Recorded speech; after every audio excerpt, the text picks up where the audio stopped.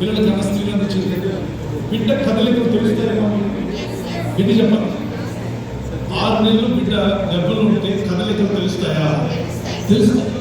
అందుకే కొంతమంది నా బిడ్డ కదలట్లేదు, నా బిడ్డ కదలట్లేదు పరుగులు తీస్తారు హాస్పిటల్. ఫోన్ చేస్తారు మాకు మాస్టర్ గారు బిడ్డ కదలట్లేదు, బిడ్డ దక్కట్లేదు, బిడ్డ కదలట్లేదు.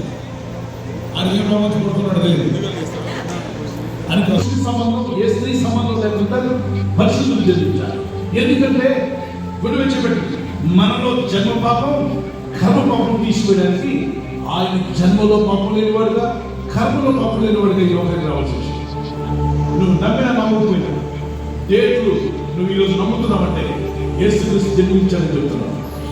ఈ శుభోదయమైన పాట ఎందుకు పాడుతున్నా మాట?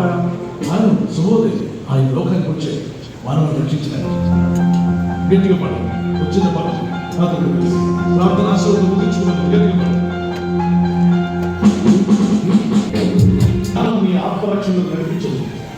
ఎంతసేపు దోచుకునే జ్ఞానం, మోసం చేసే జ్ఞానం, లోకంలో మనుషులను పడగొట్టే జ్ఞానం, అక్రమమైన పనులు చేసే జ్ఞానం, అది దుర్భితమైనటువంటి, అది చీకటి సంబంధమైన జ్ఞానం, అది నరకానికి నడిపిస్తుంది. తినడానికి, ఉద్యోగం చేసుకోవడానికి, వ్యాపారం చేసుకునే జ్ఞానం అది ఈ భూమి మీద వరకు కనిపిస్తుంది.